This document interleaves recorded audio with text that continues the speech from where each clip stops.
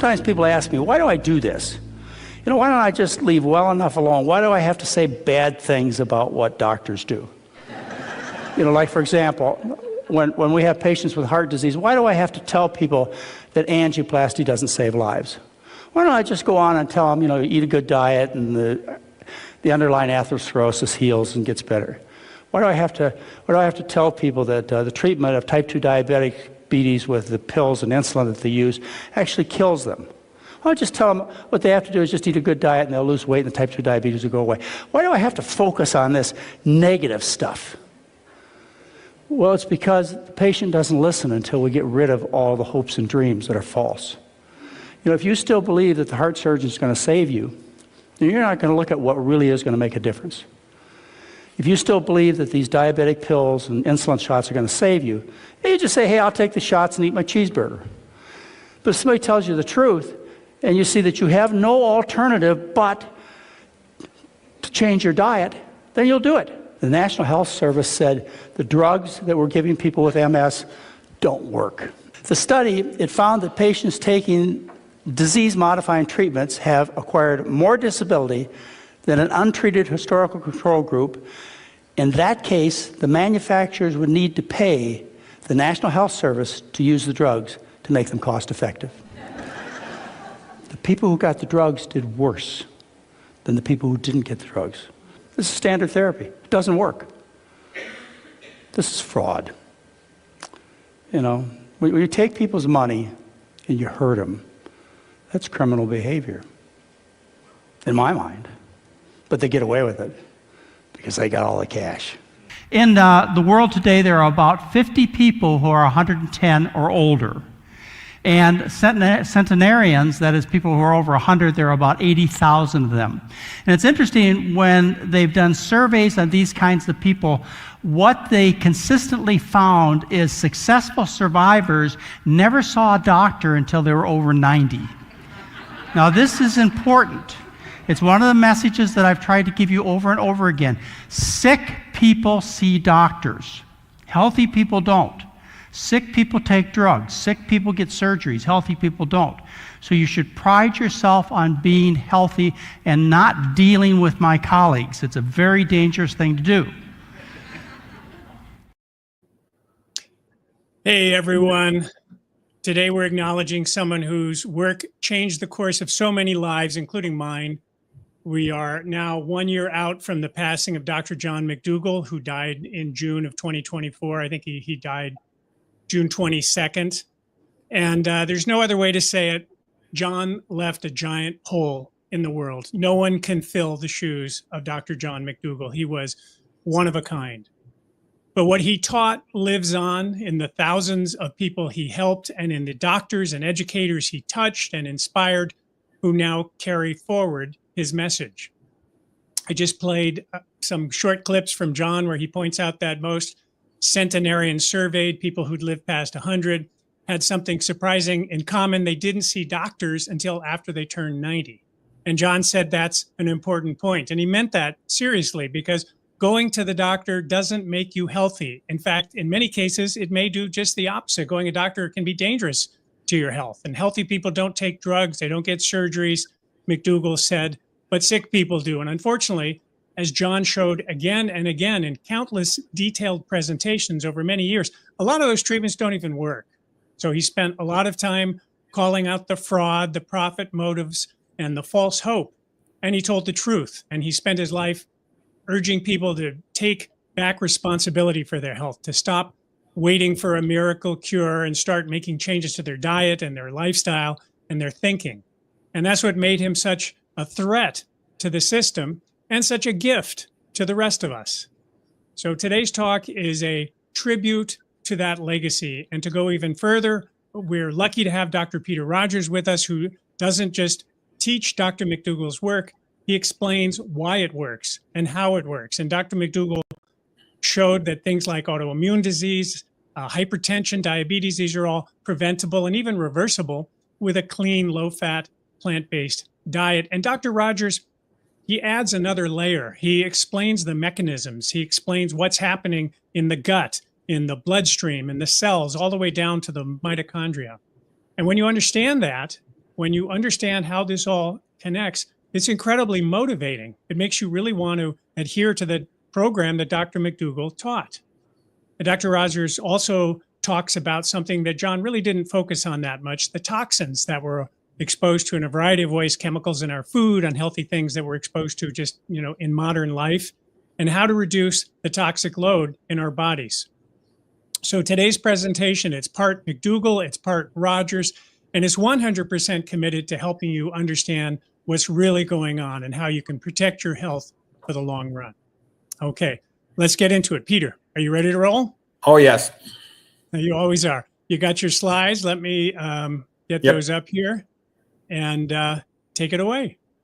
Okay, we're going to talk about the legacy of Dr. McDougall, and he figured out a lot of stuff. He knew what it takes to get patients to get better. And you have to understand something. In clinical conventional medicine, all of these Western diseases are called chronic diseases. What the word chronic means is that they never cure them. Never. The cure rate is 0. Remember that. For diseases, he cures all the time. Okay, his first inspiration and awakening to the idea that you could treat disease with diet was when he met Dennis Burkitt around 1972. And Burkitt had explained to him all the patterns of disease between the Westerners and the people eating a plant-based diet in Africa. Dennis Burkitt was an Irish Christian missionary working in Africa, and he noticed that the people eating a plant-based diet in Africa, they didn't get the diseases that the people were getting in England, for example, okay? And he described what is called abdominal pressure syndrome. And basically, fiber adds water to the stool. So when you defecate, it's like a cow patty. And by adding water to the stool, it adds bulk. It stretches the rectum, and then it has a reflex contraction, the rectum does. So when you defecate, it's essentially effortless, which means it's low pressure. Whereas when you eat a diet that's deficient in fiber because of processed food or meat, there's no fiber at all in meat, and there's very little in processed food. The stool is dried out on the right side of the colon. It can form little rocks, dried out stool balls called fecaliths or appendicolith. Lith means stone in medical terminology, and it can block the appendix. The mucus glands keep secreting. It can pop appendicitis. Straining at the stool, defecation, that's called the Valsalva maneuver, causes back pressure on the sigmoid colon. You get outpouchings of the wall. It's called diverticulosis. When one of them pops, stool leaks into the mesenteric fat around the bowel. That's called diverticulitis. A couple of patients are admitted to every Western hospital every week from diverticulitis. And, about 1 a week or so, depending on the size of the hospital, for appendicitis. The back pressure causes the top of the stomach to pouch into the chest. And it widens the hiatus of the diaphragm, so it's called a hiatal hernia. You get gastroesophageal reflux into here, gastroesophageal reflux disease, GERD. It eventually changes the mucosal lining of the esophagus, becomes called a Barrett's esophagus, metaplasia, and it increases the risk of esophageal cancer. Okay, so these are sort of the classic diseases of abdominal pressure syndrome. And then the venous component. The back pressure on the rectum causes rectal hemorrhoids. Going down into the scrotum causes a varicocele, which heats up the testicles, can cause infertility. The femoral vein gets back pressure, causes varicose veins in the legs. It also increases hernias, outpouchings, like an inguinal hernia below the belt line, and periumbilical hernias as well. And of course, it's associated with the high-fat diets, with gallstones, et cetera. I call this the Western abdomen. But the bottom line is abdominal pressure syndrome is figured out, is understandable. And this is sort of step number 1 to understanding the role of diet in disease. Fiber is a big thing. Actually, Jeff has a good line for this one. Fiber is life, pharma is death, okay? And yeah, the fiber helps you. Oh, and as a matter of fact, I forgot to say it. Fiber also is going to protect the gut lining. It's also going to protect the blood-brain barrier. We're going to get to that in a moment. Okay, Dr. McDougall worked with Dr. Roy Swank. Dr. Swank has by far the best results of anybody in the world for the treatment of multiple sclerosis. He followed his patients for 50 years. I know he published his 34-year data, early diagnosed MS patients that went on a low-fat diet. They had 95% intact ADLs, activities of daily living. Okay, that's incredible. Typical MS patient would be, dead. All right. I know rich, famous people who had MS. They just died. They went with the drugs instead of with Swank. Okay, Swank had noted, you put a person eats a high-fat diet, their blood then becomes relatively opaque, and he studied what happens to blood. Normally, you should be able to see through the plasma. This is the red blood cells, the buffy coats, the white blood cells. There's more than 99% of blood cells are red blood cells, okay, and the plasma just contains some plasma proteins like albumin, and you normally can see through it. Swank showed under a microscope that the red blood cells were sticking together. Now, other people had done microscopic work on blood flow, including, we're going to see it in a moment, Ray Rosenman, Meyer Friedman, and whatnot. Swank felt that what was happening is the red blood cells were sticking together primarily, in his opinion, at this time, he thought it was because of chylomicrons and the effect of saturated fat. And he also felt this was causing hypoxic injury to the blood-brain barrier. He had measured numbers as high as a 35% drop in the brain of hamsters, okay? So this was measured in a couple different locations. He also noted that the more fat people ate, the more coronary artery disease they had, CAD and MS, multiple sclerosis. Okay, he actually looked at the data from Norway, and he could see it was very common in the center of Norway where they ate a lot of dairy, and it was rare in the periphery, the coastal areas in Norway where they didn't eat much dairy, and that also led him to suspect milk was related to it, dairy. So here's a graph from a Swank paper. Chylomicrons are associated with increased blood sludge. Okay. Thick blood, he felt, was injuring the blood-brain barrier. But it's other fats have similar effects. Triglycerides cause increased rouleau formation. Then, the omega-6 fats, they also cause a lot of problems. And any of the PUFAs, polyunsaturated fats. So sat fat has no double bonds. MUFA is monounsaturated fat, the classic fat of olive oil, for example.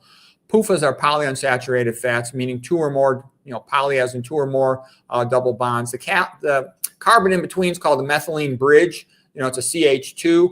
And these double bonds are pulling on the electrons, making it easy to pluck off this hydrogen. So this hydrogen can get plucked off. Oxygen will bind there. Two adjacent oxygens bound to an alkyl group. That's called a peroxide. And this is a free radical that can initiate chain reactions that are very damaging. For example, the membranes, like plasma membranes, mitochondrial membranes. I let you know this because I'm telling you, the more you look at fat, you can't win with it. Nathan Pritikin had said, after an extensive review of the literature on diet and fat is bad, okay? Dr. McDougall had said, fat is the biggest toxin in the Western diet. I'm just showing you here a little something from a paper by Tetsumori Yamashima, MD, PhD, Japanese guy. He was given the task, he's one of the editors for one of the dementia journals. He was given the task of trying to figure out why are so many Japanese people becoming demented compared with the past. And he came to the conclusion the main reason is they're eating too much fried food. And it's leading to a series of reactions whereby you produce something called H&E, hydroxynonenal. Hydroxynonenal is a toxic aldehyde. It damages what is called a heat shock protein in the brain cells and the neurons. Heat shock proteins are chaperones for dysfunctional proteins to take them to the lysosome. They also stabilize lysosomes. So once you damage the heat shock protein by binding H&E to it, it gets cleaved by calpain. It's a cytoplasm protease. I know this is too much to go into all at once, but I'm letting you know there are well-known mechanisms for why these PUFAs are bad for you. And the sat fat's been known to be quite bad for you for a long time, okay? The omega-6 PUFAs in that case. And omega-3s, spare me with the omega-3s, they increase the risk of prostate cancer. They increase the risk of atrial fibrillation. They also increase obesity. Increase in obesity increases your risk of diabetes and hypertension, sort of the standard path to health problems. Those are the gateway diseases, hypertension and diabetes. And also, by the way, I did a fellowship at Harvard in interventional radiology with the emphasis on vascular disease. I used to actually be the main person to run vascular conference on the majority of weeks from the fellow point of view. And I can tell you, I never heard of blood sludge. I never heard of atherothrombosis theory. Diet just didn't come up in our conferences. All we were talking about, like plumbers, how do we bypass a blockage? Can we angioplasty it open, stent it open? Can we inject clot dissolver? Does he require a surgical bypass across it? So basically, we're thinking like plumbers rather than thinking like a pathologist. Pathologist looks under the microscope and he says, well, gee, you know what atherosclerosis is? It's a blood clot. And you need to know that, and doctors don't know that. The vast majority of them, I'd say maybe 1 in 10,000 knows that. Atherosclerosis is a blood clot. Once you get that, everything else will make much, much, much more sense. Dr. McDougall was actually friends with Meyer Friedman and Ray Rosenman, and they wrote some classic papers about how eating a high-fat meal, they had an 80-fold magnification microscope over the patient's eyes. They could see the vessels diminishing after they ate the meal after a few hours. PO2 pressure, partial pressure oxygen was reduced by 20%. And, here's this article from Circulation, 1964. Peter Quo had also tested. So the point I'm making is this was shown to be the case with both sat fat, and it was even worse with the PUFAs, polyunsaturated fats like the omega-6 cooking oils. Okay. What Peter Quo did with cardiac angina patients, that means chest pain due to cardiac atherosclerosis, narrowing of the arteries.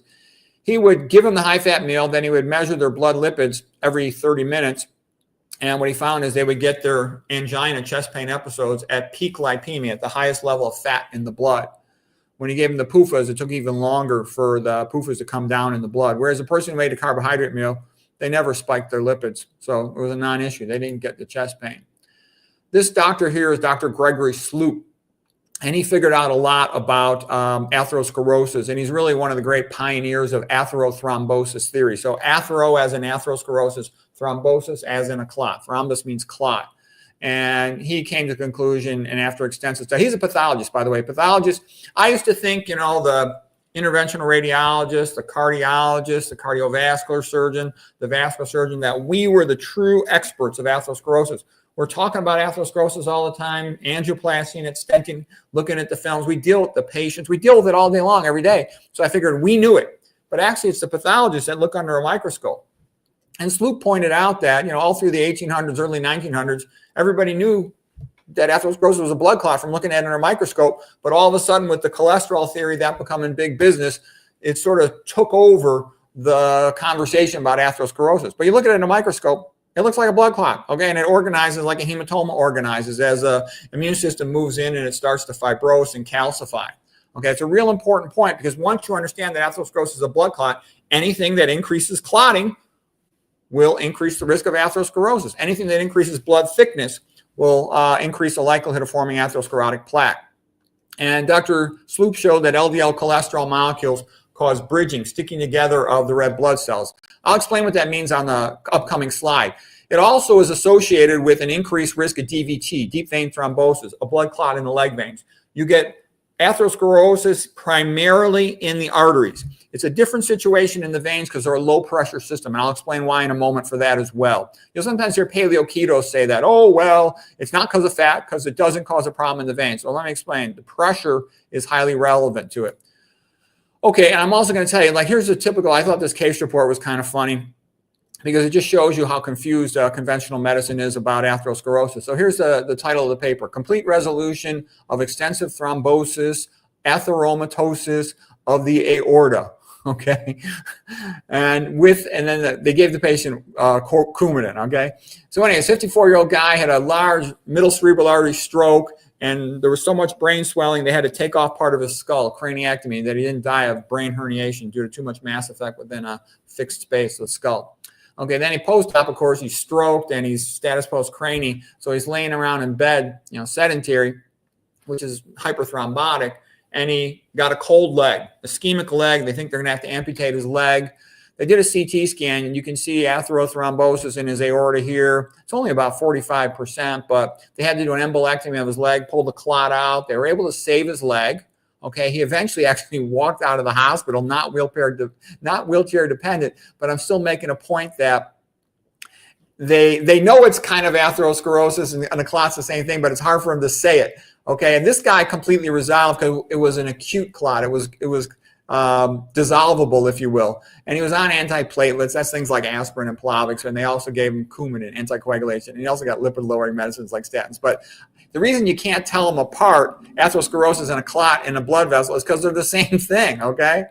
You know, depending on the day, you call them one thing or the other. The other thing you always notice a lot of these patients has got a fatty liver, okay? It's very typical. All right, the higher your LDL cholesterol, the higher your blood viscosity. What that means is the higher your LDL cholesterol, the more your red blood cells are stuck together, making your blood thick. The reason you have a blood pressure is to pump blood to the top of your brain, cerebral cortex. You have to pump that blood against gravity. If the blood is made thick by high LDL cholesterol, high triglycerides, you know, high chylomicrons. Chylomicrons are the transport mechanism of the initial fat absorption from the gut.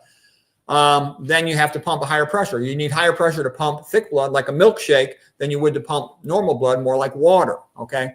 So here's a red blood cell. It has a negative charge on its outer surface. The negative charge is called the Zeta potential. You need to know that. If you want to be able to have an intelligent conversation about blood flow, you need to know that.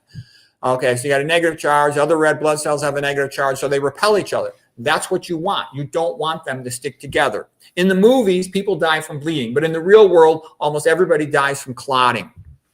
A clot in a coronary artery of the heart, that's a heart attack. A clot in the artery of the brain, that's a stroke. When you have decreased blood supply to tissue, you drop its oxygen perfusion pressure, and that can injure the mitochondria through the Warburg effect, lead to cancer. Okay, so clotting is the big thing to watch out. It messes up function of organ systems all over the body. Molecules that are positively charged and of large enough size can stick the red blood cells together. That's called overcoming the Zeta potential. IgM antibodies in the setting of an acute infection can do that. LDL cholesterol will do that. Fibrinogen, the clotting protein, will do that. Uric acid will also do that. Okay, and that's actually also going to cause insulin resistance. All right, so here now is a plasma membrane glycocalyx. So the plasma membrane is these phospholipids that sort of oppose each other right here. They kind of look like a little head with two legs coming out of it. All right, then there's a core protein like a syndican that sticks up from there. And then it has all these disaccharides, repeating sugars coming out of it. Okay, the classic one is heparin sulfate. The important thing to know, first of all, note that the heparin is spelled AN at the end. That's to differentiate it from the medicine, which is spelled IN. Heparin, this is heparan, okay? Lots of sulfates. Sulfates all over the place. These sulfates are very negatively charged, and that's important. That's the Zeta potential of your arterial lining cells. They're called endothelial cells. Okay, they also have a sialic acid at the end, which is negatively charged. Sialic acids are like your immune system's identification card. The immune system works by Braille. It feels everything, says, okay, you got the right sialic acid, you're cool. Go on ahead. All right, they're negatively charged. And you also have cholesterol sulfates in here that build up this negative charge. The endothelial glycocalyx is about 600 nanometers high, so it's quite high. Down low, I'll show them in a subsequent slide, you got these little adhesion proteins. They're only about 60 nanometers. They can't be seen unless the glycocalyx is gone. So we'll talk about that in a moment. Here is a water molecule. It's a dipole. It has a partial charge on the hydrogens that are positive, has a negative charge on the oxygen. So the water lines up with the Zeta potential of the endothelial glycocalyx, meaning the lining of the artery. And that's a good thing. You know, you ever heard the expression slippery when wet? So the water lining up with it makes it slippery, facilitates the blood vessels moving through there. The blood cells moving through there. So a typical red blood cell is about 7 microns. You want to know that number. That'll end up being very useful. 7 microns is your typical red blood cell. Your capillary diameter is less than that. It's only 5 microns, a very useful number. You want to know that. So the red blood cells are very flexible normally, and they have to deform themselves to pass through the capillary. But when you stick them all together with a bridging molecule, LDL cholesterol, fibrinogen, or other ones, uric acid, IgM antibodies, now it's like pushing the submarine sandwich through the capillaries. Blood pressure has to go up. Okay, now meat in general causes more leaky gut, more inflammation. Processed food diets do as well. So that's why people who eat SAD diet and high meat diets have higher white blood cell counts. Well, we just talked about the red blood cell being an average only about 7 microns in diameter. Average white blood cell, typical one is a neutrophil. It's like about 65% of your white blood cells. It's double that. It's 14 microns. So that's a big cell to push through. Normally, white blood cells are less than 1% of your cells. There are not that many of them. But as the white blood cell count starts going up, you got to push more and more of these big cells through your capillary. That contributes to high blood pressure. Okay, so here's an example of all the things that make blood thicker. High-fat meal, we talked about them, chylomicrons. Being dehydrated also contributes. Elevated hematocrits, like from smoking cigarettes or those bicycle Tour de France guys who are taking epoetin to artificially raise their hematocrit. Might help them when they're trying to go up the big hill, but when they're laying around on the couch afterwards, you know, a lot of them died of cardiac events. It predisposes them to clotting when the hematocrit gets too high because you're forcing those red cells to get too close, and then you can activate a clotting process. It's, you know, water is a Newtonian fluid. It's the same if it's sitting or if it's moving, but blood is not. Blood is what is called thixotropic, meaning that you get some stasis if it stops moving.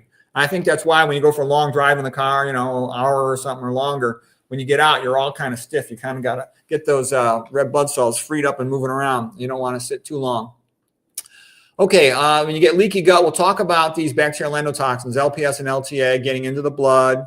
Elevated serum uric acid, eating too much high fructose corn syrup from sweetened beverages with no fiber. Excessive free iron will contribute to, I'll explain that in a moment. Excessive sedentary, we talked about that. When you're stressed out, psychological stress, the metaphor is being chased by a tiger in the dark, okay? And if the tiger were to scratch you, you don't want to bleed out. All right. Well, sleep deprivation increases the same hormones as stress. That's cortisol and catecholamines, and so does caffeine. Caffeine's quite overrated. It is not a health food.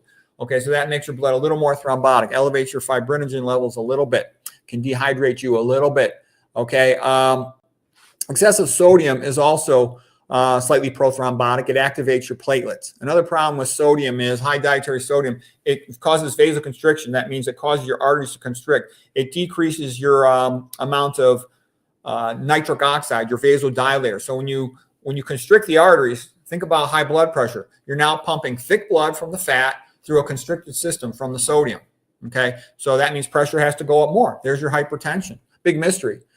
Okay, I'll come back to that in a moment. Okay, excessive calcium supplements. That's another thing that's pretty stupid. People were taking like 1,400 milligrams a day or more calcium supplements, and they had a 2.6 times increase death rate from cardiac events, because calcium, it's a clotting factor. It's thought that the bolus causes a transient spike in calcium levels that are prothrombotic. Okay, not a good idea. I'm going to come back to why that is so stupid in just a little bit. You can get some netosis. That's the degranulation of neutrophils. I'll explain that. That's kind of a little bit of an advanced technical topic. Lack of plants. Plants got the vasodilators. The good stuff's in plants. Potassium, magnesium, they're both vasodilators, and the nitric oxide precursors, the nitrates. Deformity of red blood cells, like in sickle cell anemia or other similar blood disorders, can cause problems. High-fat meals cause a little bit of distortion of red blood cell shape, and that's not the primary issue, though. Okay, let's see what's next. Oh, here's laminar flow. Laminar flow can be shown by your hand. In the center is the red blood cells, right here in red. Right next to them is the white blood cells, and then at the sides is the plasma. So the plasma is right adjacent to the lining of the artery. Okay, it's a parabolic velocity profile called laminar flow. That's ideal normal flow. When blood flow comes up, let's say it's coming up the carotid artery right here. You can remember the carotid like your hand. This would be the common carotid. These little branches are the external carotid artery going to the face, and then the single big thumb goes up to the brain. So common carotid artery comes up here. At the bifurcation point, this is called the median divider. Some blood goes in the external carotid ECA, some goes in internal carotid ICA, but some of it just bounces off the median divider, and then it's turbulent. Turbulent flow is chaotic, and some of it will be retrograde. The retrograde flow is eddy currents, and those can be quite slow. The more hypertension you have, the higher your blood pressure, the more turbulent flow you get, and the more eddy currents you get. When this becomes excessive, it confuses the arterial lining cell, the endothelium, and they shed the glycocalyx. Let me also explain how this all starts. Hypertension, when the heart contracts the left ventricle, it stretches the thoracic aorta, the ascending thoracic aorta, which has a lot of elastic fibers. They recoil inward during cardiac relaxation. That's called diastole. And that generates diastolic flow, the elastic recoil of the ascending thoracic aorta in the chest. And that diastolic flow, it's a lower number. When you get a blood pressure, let's say, 120/80, the top number is systolic, means contraction in Greek. The lower number is diastolic, means relaxation in Greek. And so what I'm saying is a healthy person with a good aorta, it's called the Wing-Kessel effect. The Wing-Kessel is a thing you blow on, looks like a little accordion on the little kindle embers in a fire to get the fire going. So anyways, that's called the Wing-Kessel effect, stretching of the aorta leading to elastic recoil and diastole, generating diastolic flow. And when you got good diastolic flow, it's like the ascending thoracic aorta is a second heart. You have a narrow pulse pressure between the upper and the lower numbers of your blood pressure. All right. And that's good. You have less turbulent flow. However, most people that are hypertensive, they've been hypertensive for decades, they destroy their Wing-Kessel effect. And now to compensate for the lack of diastolic flow, because their elastic fibers are going in their ascending thoracic aorta, they have to generate more systolic flow. That means a higher pressure hits this median divider. So you get more turbulent flow, more eddy currents, and that leads to more confusion of the adjacent endothelium on the far wall. And it says it thinks there's an injury. It sheds its antithrombotic glycocalyx, and beneath that is exposed the adhesion proteins, things like VCAM, vascular cell adhesion molecule. And pop, right there is where you form the clot. By the way, I've seen tens of thousands of these. This is where it happens, opposite of bifurcations, all right? And you've only got that one bifurcation in the neck. Common carotid artery going to the ECA and the ICA. In the heart, you've got tons of these bifurcations. You've got tons of bifurcations all over the body, okay? This is just a microcosm of what's happening everywhere. Atherosclerosis is a total body disease. It isn't just heart disease. It isn't just carotid disease. It's everywhere in your body. It's going to your Johnson. It's going to your eyeballs. It's going to your ears. It's going everywhere. It's going to your gut. Okay. And you progressively get more and more atherosclerosis. And there's a combination of things. There's like several things happening simultaneously. Here's a normal capillary. Red blood cells are traveling through. The little blue circles are the oxygen they give off. It passes through the capillary basement membrane, through the vascular smooth muscles in the wall of the vessel, and the pericytes, you'll call them, in the brain. And then the oxygen blue circles are delivered to the brain cell, the neuron in this case. All right. When you got chronic diabetes, you get glycation of this basement membrane. Chronic hypertension, you get hypertrophy of the vascular smooth muscle cells, some proliferation of those vascular smooth muscle cells, some collagen being laid down in these areas.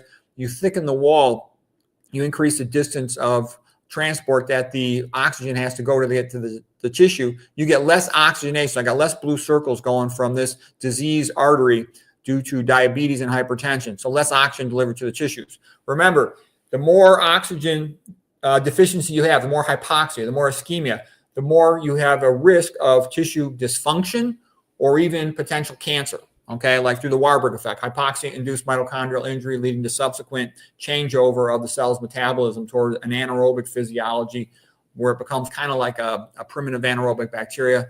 And that's an explanation of the metabolic theory of cancer. We're not going to go into all that right now, but you're pushing yourself down that path. That's part of the push down that path.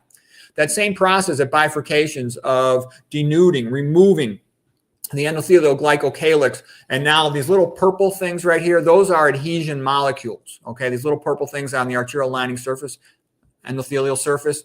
And the point is, these enable cells floating by to grab onto something. Think of them as being like little pieces of Velcro. Okay, normally you got slippery when wet. That's what you should have. All this green stuff right here, that's what I just talked about a moment ago, the heparin sulfates and the water attached to them. Whereas over here, you've opposite the median divider, you've trashed your endothelial glycocalyx. It gets shed. Now metastatic cancer cells can bind to that. Also, the body's immune system cells can bind to that. You don't want this to be happening. It increases your risk of metastatic cancer spread. Because if you think about it, I mean, Dr. McDougall realized this a long time ago, back in the 1970s and 1980s. It's the same populations that have increased hypertension, increased diabetes, increased autoimmunity. It's the same ones that have increased cancer. Okay, I'm just explaining here a better understanding of the mechanism than was known in the past. You know, here's the paper if you want to see it from 2020. Okay, all right. Now I'm going to talk a little more about blood flow. You know, we talked about a high meat meal and a high oils and high processed foods. They're damaging the blood flow in multiple ways. One of the things they do is they have a tendency to cause neutrophil activation. So those are the most common white blood cells. 65% of white blood cells. They are the first responders. They're also called granulocytes because they contain granules that release certain chemicals to facilitate an immune response, inflammation.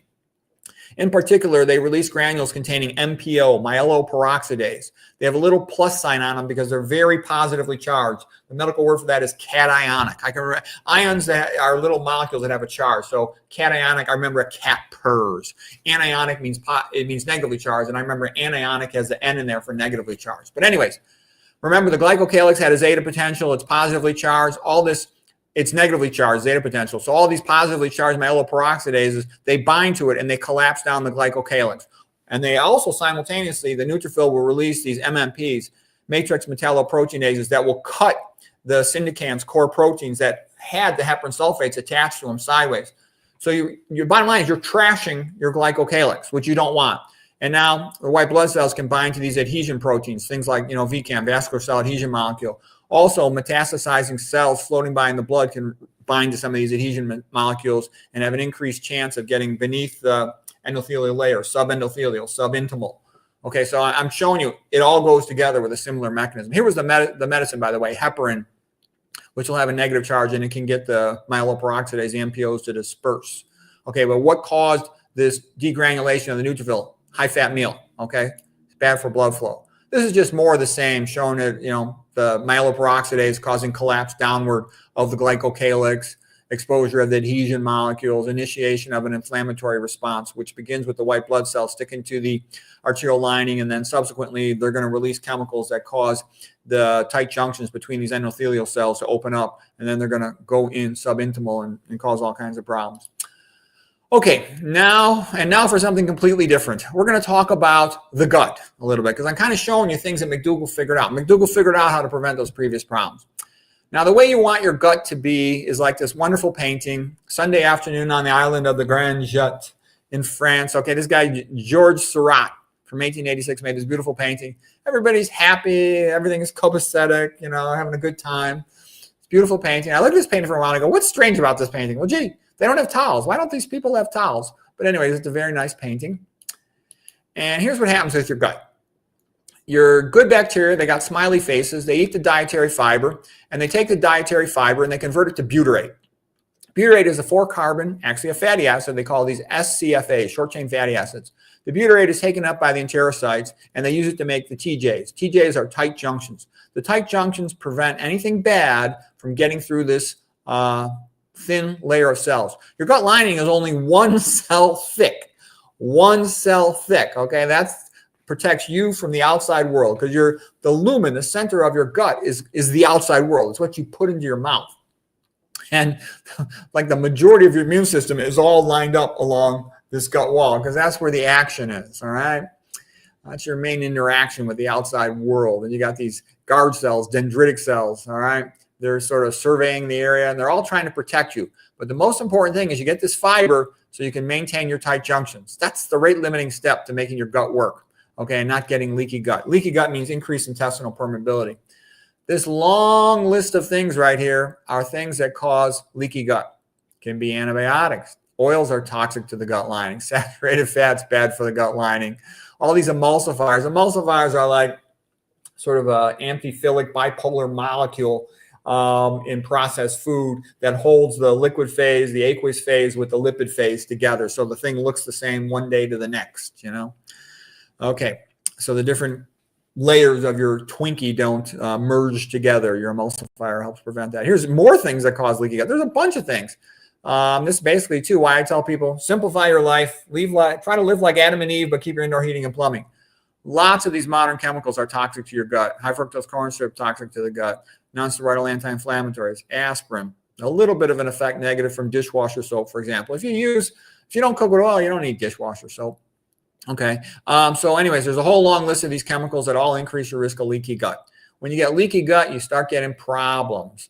These purple people eaters will eat the mucus. Those are the bad bacteria. They can even get across a big gap between cells and enterocytes, and they can cause a lot of trouble. You'll have some bacteria that get into your blood. But more importantly, more commonly, you get their endotoxins. So here is a bacterial endotoxin, LPS. That comes from gram-negative bacteria. That means lipopolysaccharide. Okay. There is also an endotoxin that comes from gram-positive bacteria, and that would be a TA, lipoteichoic acid. Those will get down. They'll interact with your immune cells in the gut wall. Some of them will get into the blood. They can cause a lot of problems. I'll explain how they make your blood more prone to clotting. And another thing I wanted to mention about the butyrate is it does a good job in the gut, and then butyrate goes into the blood. And butyrate travels up to the brain, and it maintains your blood-brain barrier. It maintains your barrier between your blood and your eyeballs and between anything round and your gonads, okay? So you really want adequate amounts of butyrate. Dennis Burkitt felt our ancestors were probably eating over 100 grams of fiber per day routinely, okay? Dr. McDougall will tell you, and Dr. Burkitt, they like you eating at least around 50 grams per day of fiber. The average American only eats like 5 to 15. They're really low in fiber. These are the real deficiencies, okay? You know, every idiot in town is like, where are you going to get your protein, okay? I've never seen a protein deficient, nor had Dr. McDougall in their entire life. You know, Dr. McDougall and Pritikin, they wrote, it's impossible to be protein deficient on any type of plant-based diet that's naturally chosen. It's impossible. Okay, forget about it. That doesn't happen. All day long, what I see is hypertension, diabetes, obesity with atherosclerosis, coronary artery disease, cerebral vascular disease, okay? All day long. I don't even look in the chart. Like if a resident pays me, hey, can you help us out with this procedure? We're having a hard time. Come down.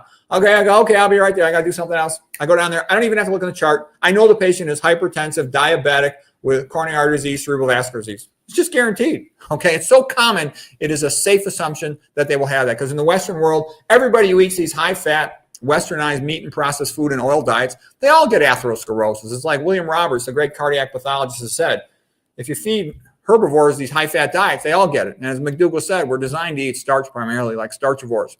All right, so anyways, another thing happening here is big pieces of protein can get across the gut lining. Normally, you can only absorb a single amino acid at a time. Proteins are made out of a string of amino acids, like strings on a necklace, beads on a necklace, okay? One amino acid, two of them is a dipeptide, three is a tripeptide. That's the biggest thing normally you can absorb and that can get across this gut wall. But when you got a loss of tight junctions due to lack of fiber or due to these things which destroy the gut wall, you can get a big chunk of protein. And that big chunk of protein comes in, the immune system is like, what is this? They feel it. Everything goes by Braille with the immune system. They go, hey, this doesn't belong here. Foreign protein. And they'll form antibodies to it. Antibodies look like the letter Y here, okay? All right, and so this is what happens to your gut wall if you're constantly eating all this garbage and drinking alcohol and all these other bad habits and oils, and you don't filter your drinking water. You eat a lot of processed food and high-fat foods. Your gut wall looks something like this, a big mess. And some people are just more vulnerable to it than others. Not good. This is the pathway to autoimmune disease, to irritable bowel, to ulcerative colitis, Crohn's disease, all of these diseases. All right, so let's talk about a hot dog here, just as a theoretical example. A hot dog is kind of like taking an animal and putting it into a blender, then wrapping it in a cover, okay? So when you eat this hot dog or other similar processed food or whatever, artificial meat or something, you will process meat. You will then form antibodies potentially to a piece of thyroid tissue from the animal that was put into the blender. And then that antibody, the tissue is different enough that your antibody response to it is foreign. But it's similar enough to your own body coming from an animal that it can bind to your own thyroid, for example, like for Hashimoto's thyroiditis. All right, so this is what I'm saying. This is called molecular mimicry, meaning that the animal's tissue that's foreign to our body, causing an immune response, is mimics our body's own normal tissue. So the auto means against self. So autoantibody means cross-reactivity. It cross-reacts from the animal's tissue, which was foreign, to our body's own tissue. That's autoimmune disease. Molecular mimicry, similar protein sequences and shapes with autoantibody cross-reactivity. And that'd be a typical example of an autoimmune disease. That's why the number one thing you could do to reduce your risk of autoimmune disease is prevent leaky gut. Okay, here's an article about molecular mimicry. All right. And then we talked about dairy being a major risk factor. It's a major risk factor for type 1 diabetes in children. It's a major risk factor for multiple sclerosis in adults. Okay, here's something about antibody cross-reactivity between the milk protein casein and myelin-associated protein in the brain. So the antibody gets confused by the difference between the milk protein casein and the myelin protein. Myelin is like, when you have an electrical cord to an electric device, the plastic on the outside is the insulation of the wire. That's what myelin is to a brain cell. Nerve cells are like electrical conducting cells, okay?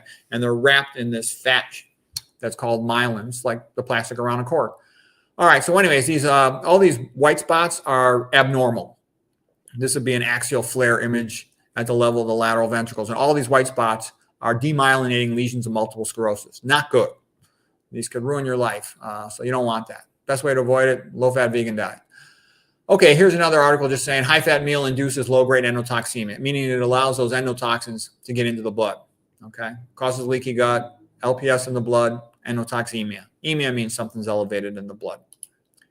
All right, now I want to show you one of the things that these endotoxins could do. We talked about gram-negative bacteria allowing LPS into the blood, lipopolysaccharide. Gram-positive bacteria have their endotoxin, lipoteichoic acid. They get into the blood. Also, if you eat a lot of meat, especially like red meat, and you also eat a lot of processed food, it's very often iron fortified. It's going to do the same thing here. So what am I talking about? Normal blood clotting protein, fibrinogen, has a shape like an alpha helix, which means it's shaped like a slinky, bunch of helices, okay? And that's called secondary protein structure.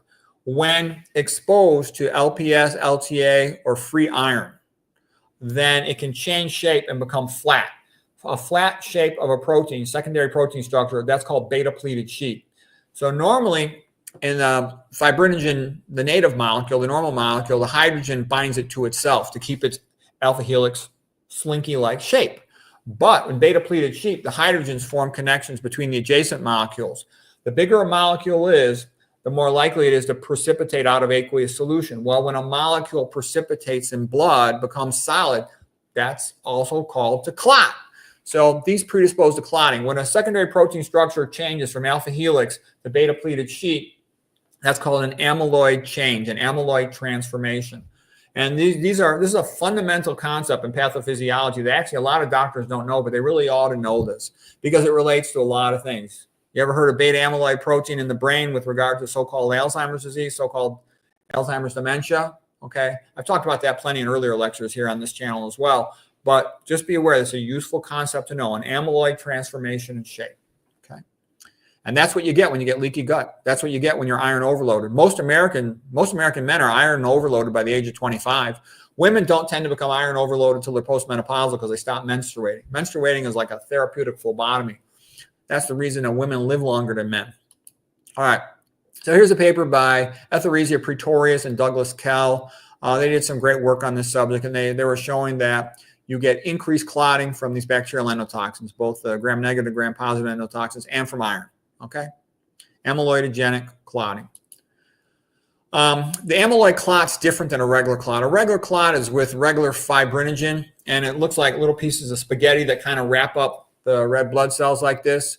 And it's a relatively clear process, and you can dissolve that quite quickly with clot-dissolving proteins in the blood. But when you get amyloid clot, it's more refractory to lysis. They call them dense matted deposits. Okay, and you may ask yourself, well, why should anybody care? Well, I'm telling you, viruses can also do this, okay? And things related to viral proteins can do this, all right? So this is, I believe, a big reason why a lot of people are getting atrial fibrillation and dementia is they're forming these clots. And the smart thing you could do is avoid things that make your blood thick unnecessarily and avoid things that cause leaky gut. I wouldn't go taking all these anticoagulant medicines because then they have a lot of side effects, but there's a lot you can do just from your health. I gave you a whole list of stuff that does this. Okay.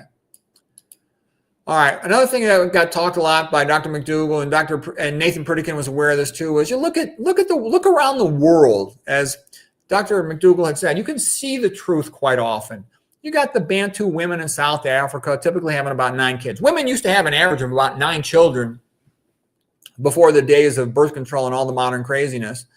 And they would typically nurse them 2 to 3 or 4 years, let's say an average of 3 years. Their calcium intake was only the equivalent of like a small cup of milk per day. They didn't drink milk, but they had very low calcium intake. And the reason, and they're milking these babies, nursing these babies most of their life, okay? They don't have any problem with osteoporosis. This whole calcium thing's a myth. Like Dr. McDougall says, nobody gets calcium deficiency from their diet, any naturally chosen plant-based diet. It doesn't happen, okay? All right, a brief word here on animal protein. Animal protein has a different amino acid composition than plant proteins do. Animal proteins have more methionine. That's a sulfur-containing amino acid. Part of the sulfur's metabolism is to be broken down to sulfuric acid, and it causes a low-grade metabolic acidosis. We're going to talk about that in a moment as it relates to kidney stones. Another real important amino acid that's higher in animal protein is leucine. Leucine is one of those branch-chain amino acids because they activate mTOR. mTOR means mammalian target or rapamycin, and it's sort of like a building contractor sitting in the cell, getting ready, waiting to see if the cell has enough building materials that it can grow or divide. And so if you just got back from, running 3 miles, then you're going to be low in your energy stores, your ATP levels. And the cell is going to say, no, we need to go in another pathway, AMPK pathway. We need to rebuild and restore our maintenance pathway, reestablish our ATP levels and all that. So you don't want to replicate. What you don't want is your cancer cells replicating. So leucine's nice when you're 20 years old, you're trying to, do some curls for the girls, build up your muscles. But when you're old, when you're middle-aged and older, man, you don't want this extra leucine on board accelerating the activity of your mTOR, which could accelerate cell growth in your cancers. Okay. So there's a song here. Remember that song? You picked a fine time to leave me, Lucille, with 4 hungry children and a crop in the field. Sung by my buddy Kenny over here. So Lucille was wrong for what she did, abandoning her family. However, you should leave leucine. You don't want to eat animal foods once you get older, middle-aged and older, man. And when you're younger, you can make an argument for it too, but it's a little more of a complex argument, okay? Anyways, I'm just telling you about leucine. That's worth knowing because that increases your cancer risk. And I think it accelerates aging too. I believe there's a belief, and I think it's true, that it accelerates your arrival at the Hayflick limit by increasing the rate at which cells divide. Hayflick limit means you only get about 60 divisions of your somatic cells, non-stem cells, And once they reach about 60, the chromosome shortens with every cell division because they don't have telomerase, and it starts shortening the genes you need, so you get accelerated aging. All right, plant eaters look better. We got better blood flow, better perfusion of our skin. I'm 61 years old, okay? I get told I look healthier than the other doctors my age. All right, so here is a stone formation. This one's obstructing, the junction, the ureteral-pelvic junction, the UPJ. Here's a stone blocking the ureterovesical junction to the bladder from the ureter. This is a kidney. The urine travels through the ureter to go to the urinary bladder, okay? And kidney stones are increased in meat eaters, and it's because of that methionine. It's acidic. And when something's acidic, the kidneys try to excrete the acidity because they have to balance the blood pH. And they co-excrete calcium in so doing. And that causes calciuria, higher calcium in the urine. And sometimes that calcium will precipitate in the urine to form a stone. Okay. And oxalate stuff is overrated. They try to scare all the plant eaters. Almost every stone patient I see, and I see tons and tons of them, they got a fatty liver. So here's a fatty liver. It's a fatty liver because it's less dense than the spleen. All right. I can tell you almost always it has a fatty liver. And on the few patients I don't see a fatty liver, the majority of the patients I see in the United States who don't have a fatty liver, they've got cirrhosis of the liver. The reason they don't have fatty liver is because they got cirrhosis. And that's kind of a joke amongst some of my doctor buddies. The cure for a fatty liver is cirrhosis, because fatty liver can lead to cirrhosis. It's actually probably the most common cause nowadays because so many people have fatty liver. It used to all be alcohol and, hepatitis. But fatty liver is ubiquitous. I could see 20 kidney ultrasounds, 19 of them will have fatty liver, and the 20th patient will have cirrhosis. Okay. It's all bad. The same patient's got a crappy looking spine with all these bridging bone spurs called DISH, diffuse idiopathic skeletal hyperostosis. That's all characteristic of a Western abdomen from high-fat diets. Okay, now here's insulin resistance with regard to diabetes. Dr. McDougall told you, insulin, high-fat diets, the fat paralyzes the insulin receptor. Yes, it does. He just told you also that meat causes kidney stones. That is true. Okay, so if you don't want to get kidney stones, stop eating meat. All right, insulin binds to the receptor on the cell surface, let's say the skeletal muscle cell. Skeletal muscle is the most important cell to think about in diabetes because normally after you eat a meal, prandial means to eat. The postprandial glucose, the majority of it goes to the skeletal muscle. It can be stored as glycogen. Your muscles are the biggest organ system in your entire body. All right, so insulin binds. Insulin then causes this vesicle containing glucose type 4 transporters to travel up to the plasma membrane. They merge with the plasma membrane, and then they become channels to allow glucose to enter the cell. That's how it's supposed to be. When you eat high-fat diets, the fat just overwhelms the cell. It gets in there faster than the glucose can, and it causes something in the mitochondria called overnutrition. Too many electron carriers get sent to the inner mitochondrial membrane too quickly. And you get what is called overnutrition, and the glucose type 4 transporters are blocked from merging with the plasma membrane, and so the glucose can't get in. So now the blood glucose level in the blood becomes high. So that's called postprandial hyperglycemia, okay, after eating high blood glucose. That's bad. You don't want that happening, okay? Actually, Nathan Pritikin used to joke that all Americans are diabetic after dinner, meaning that they all eat high-fat dinners back in his day. And so they all would fail their oral glucose tolerance test. People would pass it sometimes in the morning because they'd fasted overnight. But if you checked them after dinner, they would fail. Now, here's a guy who really figured out diabetes. His name is Michael Brownlee. This guy's a genius. He figured out that the saturated fat was causing electron transport on the inner mitochondrial membrane. The mitochondria, by the way, is your energy production center. It makes about 90% of the ATP. ATP is like a $20 bill in a cell, the money for getting stuff done. And when you back this up, which saturated fat in particular does, all fat's bad for your for insulin, but especially by far is sat fat. Okay, so you back it up, and then everything starts going in reverse, and it causes a whole cascade of harmful reactions. All right. So here's saturated fat blocking the inner mitochondrial membrane. Just for the anatomy purposes, OMM is outer mitochondrial membrane. IMM right here is inner mitochondrial membrane. The space in between the two is the intramembranous space. These are the proton pumping complexes of the inner mitochondrial membrane.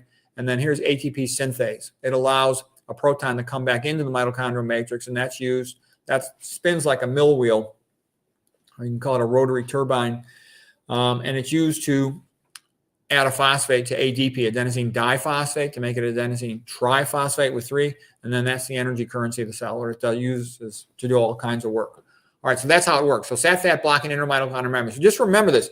Insulin resistance is primarily caused by fat blocking the inner mitochondrial memory. You have to know that. The inner mitochondrial memory is blocked by fat. Dr. McDougall knew that it paralyzed the insulin receptor and caused diabetes, but this other information here was not widely known. And now it's known a lot better. Once you block this right here, you start dropping electrons because they can't pass all the way down the chain. The inner mitochondrial membrane is like a fireman bucket brigade handing off these electrons down the chain of carriers. And if you block it, you can't pass them along, and there's nowhere for them to go. They start dropping into the center of the mitochondria, called the mitochondrial matrix. And they combine with oxygen, you form superoxides. These are free radicals with an unpaired electron in their outer orbital, and they just start chain reacting with other things. The mitochondria is ready for it to some extent and can neutralize them. Superoxide dismutase, for example, SOD. But when there's too many of them, they cause all kinds of unwanted side reactions, and that does a lot of damage to the cell. Okay, and Michael Brownlee, who I showed a moment ago, who wrote that paper, he also showed the side pathways. He called it the unifying theory of diabetic complications. And it's due to a reversal of electron transport, reversal of Krebs cycle in the mitochondrial matrix, and then reversal of glycolysis in the cell cytoplasm. And you run all these harmful pathways. You don't want them. And I said, it's like unleashing the dogs of war upon yourself, okay?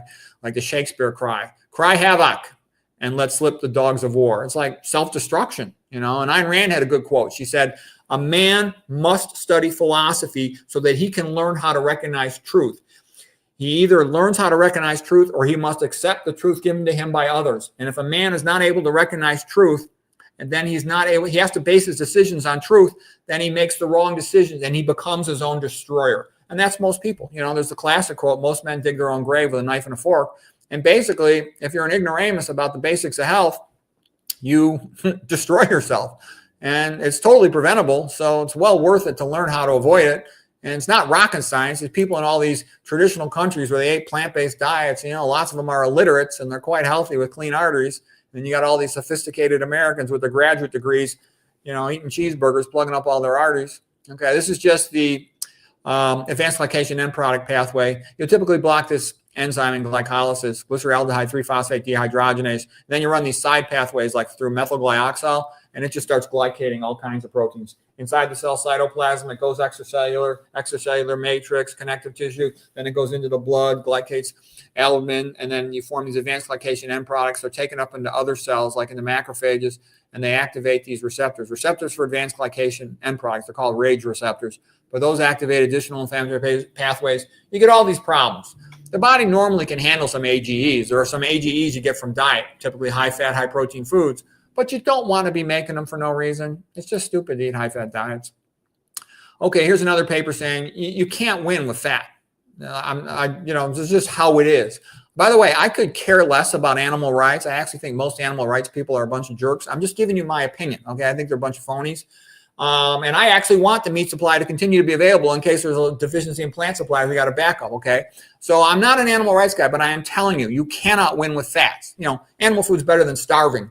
I let you know that, though, because if you eat these high-fat foods, there's nothing you could do. Here's a study here that they tried to block all the fatty transporters, and it didn't matter. The fat would just go across the plasma membrane of the skeletal muscle cells. It could intercalate itself into the outer plasma membrane, then flip-flop into the inner plasma leaflet and go into the cytoplasm. It was like a mass effect. There's no way around it. It enters the skeletal muscle in proportion to its concentration in the blood. Okay? So you can't win this game other than to reduce dietary fat. Okay, and that's what diabetes is all about. It's really a fat disease. It's a fat storage disease. People think it's about sugar. The sugar is just a symptom. You accumulate fat in your skeletal muscle. That causes postprandial insulin resistance, hyperglycemia after eating. You accumulate fat after that in your liver, and then once the liver becomes fatty, it can no longer sense blood glucose levels accurately. The liver's job is to maintain normal blood glucose when you are fasting, and it will then release too much glucose into the blood. Then you'll have fasting hyperglycemia, okay? So you have fasting hyperglycemia. Yeah, by the way, the point I meant from all that was I became interested in vegan diet because of health, okay? I used to think vegans were like a bunch of hippies and wimps and stuff. I had zero interest in it. I thought it was ridiculous. I come from the background of being a college wrestler, okay? You know, we wanted to be tough guys. We didn't, some sandal wearing, whatever, granola eating hippie. We would look down on that, okay? So what I'm trying to say is The reason I ended up in this business is because this is how you keep your arteries open. This is how you age well. This is the best you can do for health. All right.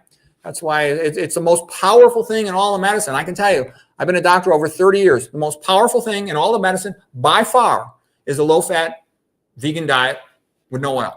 There's nothing even close. There's nothing even in the ballpark next to the ballpark, okay? It is by far the most powerful thing. And it's for a simple reason, because it's a diet that humans are designed to eat. It optimizes health. Okay, when you get a fatty liver, then you get then you get fasting hyperglycemia. Okay, and then you start getting fat accumulating in the pancreas. Ask any radiologist, look at a lot of pancreas. You see all these fatty atrophic pancreas, all these type 2 diabetic patients. And over time, you just get more and more complications. And you just destroy your eyeballs, your kidneys, your heart. Most diabetics die of kidney failure. They get tons of amputations. I see diabetics getting their foot amputated every day. There's usually multiple foot amputations. And then they also get a lot of leg amputations, below the knee amputation, above the knee amputation. But the foot is so common. It's like you could see 5 of those in any day or more at a Western hospital.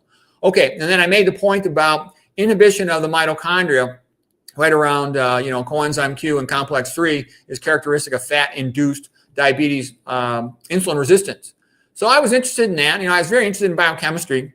And when I was a young guy studying biochemistry, I was like, biochemistry is the language of God that he uses to write the book of life. I must love this. I was fascinated by biochemistry. I almost became a biochemist.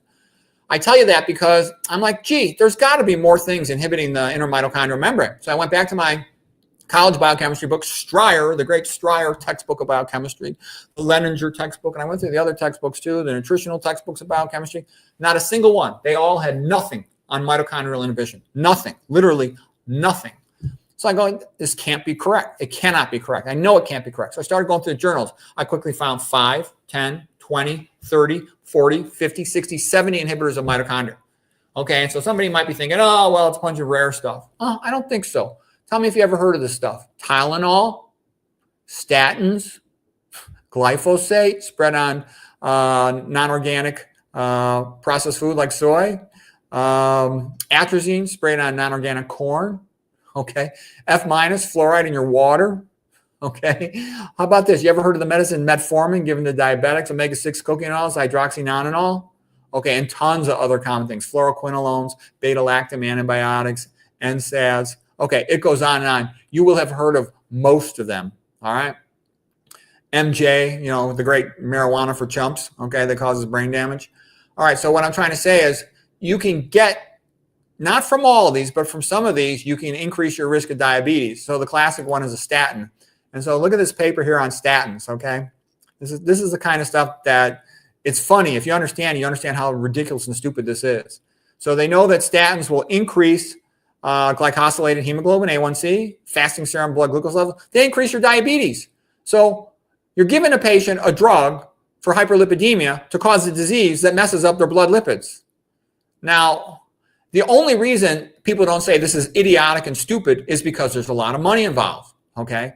And the way a doctor makes money is selling drugs and by following the standard of care. It doesn't matter if the patient dies, no one cares. As long as they follow the standard of care, they can't be sued. And what I'm saying is, sort of like an Irish saying, now I don't know what you think, but to me it seems like you're robbing Peter to pay Paul. It's stupid, okay? It's stupid. Let's be honest. This is stupid. If there wasn't money in it, no one would do it. It's idiotic, okay? Okay, another thing that Dr. McDougall was real concerned about was patients getting breast cancer, okay? And he noticed that meat eaters had a lot more breast cancer. One of them is that you'll give estrogen-like chemicals to help the animals gain weight quickly. In addition, the lack of dietary fiber changes the gut flora, the type of bacteria in your colon, for example. The body excretes estrogen, and to excrete it, it conjugates it to another molecule called glucuronic acid, which makes it more soluble in the bile. Bile is more water-like than you think. If you look at a picture of it, you will see that that is true on a CAT scan. And so this makes it more soluble in the bile. It's excreted in the bile, and then it's normally you defecate it out of your system. That's how you get your estrogen levels down, all right? But when you have the bad bacteria, they got more of an enzyme called glucuronidase. Glucuronidase cuts the conjugation to the estrogen, then the estrogen is reabsorbed in the body. So people will have higher estrogen levels if they don't eat enough dietary fiber. And I can tell you, I've met women, I've read about plenty of them on the internet, and I've seen their medical charts. They will have fibroids at a relatively young age, and they will tell me things like, doctor, every woman in my family had to get a hysterectomy for fibroids before she was 35 years of age. Every single woman, mama, daughter, niece, cousins, okay? They're aunts. And that's because they're eating high meat diets, a lot of processed food. They're using estrogen preservatives in their personal care products, and they don't filter their water. There's your answer right there. There's a lot of estrogens in unfiltered water and in bottled water with the plastic. I don't go near that stuff. All right, here's one point Dr. McDougall made about cancer. You got a doubling time of cancer. Let's say it's an average of about 100 days. You're usually not going to see the cancer until it's about a centimeter in size, 10 millimeters. Before it's detectable, let's say on a CAT scan or a mammogram or something. And the point is, by then, most of the time, it will be metastatic, meaning it will have spread to a distant location. In Dr. McDougall's words, it's virtually always metastatic before you can detect it, okay? If it really is a cancer that's going to spread. Here's the article reference for that. And so the point I'm saying is you want your immune system to function well to remove those metastatic cells. It's your immune system that removes them. What makes your immune system function better? A low-fat diet, a low-sodium diet. Also, exercise, walking a lot. Here's a paper or a lecture by this lady here. Her name is Lydia Lynch. You can see this talk. Just go to the YouTube channel. Here's her name, Dr. Lydia Lynch, PhD. I think she's at Harvard. Now she's going to Princeton. And she says, metabolic paralysis of immune system cells by high-fat diets. Okay? Obesity leads to increased free fatty acids in the blood. Okay? All fats make you fatter. Also, a high-fat diet causes increased fat in the blood. The fat paralyzes the NK cells and the cytotoxic T cells. Your immune cells, okay, your lymphocytes. You don't want that. Neil Bernard had a nice quote. He says, the immune system can't work in an oil slick. High-fat diets are for chumps. Okay, here is sort of the tumor-nitis of a cancer. And the tumor cells sort of secrete acid into their periphery, and that suppresses the immune system. That's a big thing that they do. Okay, and I also talk about high sodium can activate platelets, and the platelets can form a cover around the cancer cells and hide them from the immune system. All right, a low pH is like a super force field shield that just turns off the immune system and it lets the cancer grow.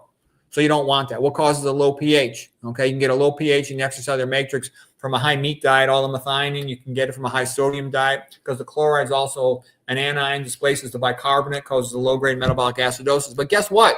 Is the big thing, high-fat diets. High-fat diets cause insulin resistance. The insulin resistance leads to running on more anaerobic metabolism, production of lactic acid, which is lactate plus a hydrogen proton. Both of them are pumped out into the extracellular space. You get acidification of the extracellular space, and that shuts off the immune system. So all of this stuff is taking down a bad path. Well, here's a slide of it. Okay, the excessive insulin, you're going to start running excessive glycolysis, making lactate plus H+. Together, they'd be lactic acid. It's typically going to be deprotonated at physiologic pH. Anyways, you're going to pump out the protons. You're going to acidify the extracellular space. Now you're producing a milieu, a microenvironment that is favorable to cancer. You don't want that. That's another reason why high-fat diets are a bad idea, because they acidify the extracellular space. I've given lectures on this. Here's the paper if you want to get started reading about this subject. Okay, local acidosis on related to insulin resistance, and it causes other problems too. Okay, and cancer can run on glutamine. That's another problem with protein. Okay, if I had cancer, I would drop my protein intake as low as possible. I'd go VLPD, very low protein diet, 0.3 grams per kilogram per day, like what Kempner was feeding his patients, and he wasn't even giving them supplements. No essential amino acid supplements, no keto acid analogs. Okay, if need be, I'd look at my albumin and see if it was dropping. Then I would, if it started dropping, then I would add a little bit in, but I would get that protein down. Because if you don't got protein, you need nitrogen to make what cancer does. What does cancer want to do? It's like a bacteria. All it cares about is replication. Well, what does a cell need to replicate? You need to make 3.3 billion, that's B as in billion, base pairs of DNA. Well, all those nucleotide bases, adenine, guanine, cytosine, uracil, thymine, they all need nitrogen. They got nitrogen in them. If you diminish protein intake, you diminish the available nitrogen. You need to make lots of proteins to replicate a cell. You diminish nitrogen. You make it harder to do that. Glucose is just energy, carbohydrate. You can't build stuff out of it. And it can provide a carbon skeleton, but there's going to be always something to provide a carbon skeleton. You need glucose to run your red blood cells, to run your brain. I just tell you that because that's not widely known, but it should be more widely known. Okay. And the high fat diets make things hypoxic. Hypoxia activates the HIF pathway, hypoxia-inducible factor, which then becomes a transcription factor when it's activated, and it increases vascular endothelial growth factor, that whole pathway. What I'm basically saying is high-fat diets favor an insulin resistance, diabetes-like metabolism, which is like the precursor to cancer metabolism. You don't want that. Okay, here's Dr. McDougall giving a lecture here where he's talking about increased risk of lymphomas from eating animal foods. And he mentioned the paper by Alan Cunningham that he basically said that he thinks that the animal foods sort of overactivate the immune system and confuse it. And sometimes it can't shut itself off very well, and thinks that's the mechanism of causing lymphomas. Okay. And then also, you've seen that some patients, their lymphoma will shrink away. Here's a case report. This is one done over at True North. Okay. And so, some of these places are trying to continue on, like Dr. McDougall was, to carry on the tradition, and Dr. Goldhamer's place of Dr. Kempner, feeding these patients low-fat, plant-based diets, or trying fasting on them, teaching them about nutrition. And there really ought to be more places like this where people can go. I actually think if these universities go out of business, some rich person, I'm sure a lot of them will, as there's more online education, should buy one of these places and have one of these places. But in the meantime, you can go to these places. You can go to Dr. McDougall's place. These are places to go, whether it's True North or some, or places like them where you can learn a plant-based diet, because there's not many low-fat plant-based diets around. Vegetables prevent lymphoma. Dr. McDougall's lecturing about that as well. Here's something about food that a lot of people don't know. When I look at a food, number one, I won't eat any food that has more than one ingredient, because they can put stuff in the second ingredient. So you never want 2 or more ingredient foods. Number two, sometimes it's a little tricky. How can you tell if a food is highly processed? And I'll tell you, here's a great trick. Potassium is high in concentration in the center of a cell. So if something is a relatively intact food, it should be, and it's a plant food, it should be high in potassium. Okay, so you look at this cereal right here, and you see that the potassium is only a tiny bit higher than the sodium. It's not even double it. Well, that's bogus. Okay, I would never eat that. Now look at this right here. This is steel cut oats. You've got 163 potassium to 0 sodium. Call it 1. So you've got a K factor, meaning the ratio of potassium to sodium, of 163. That's good. Okay. That's the kind of thing you want to pay attention to. I also want iron to be low. When you see high iron levels, that usually means they're fortifying. When I was a kid, I didn't know any better. I saw the Popeye cartoons. I'm strong to the finish because I eat me spinach.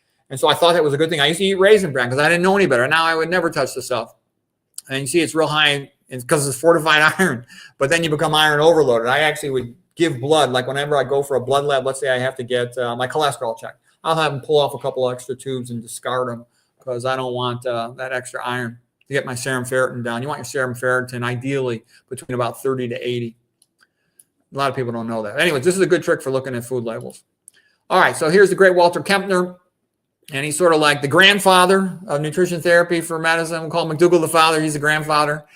Okay, his book is available at Dr. McDougall's. You want volume 2. Volume 1's like in German. You can't read it unless you speak German. Volume 2 is very good, though. It's like an incredible, it looks like a miracle. There's nothing like it, okay? The Old Testament of vegan nutrition therapy. It's incredible, okay? It's like there is nothing like that book. I strongly recommend if you're interested in nutrition, you should read that book, okay? So here's Walter Kempner. He was in the 1940s, 50s, and 60s treating patients over at Duke with a low-fat rice and fruit diet.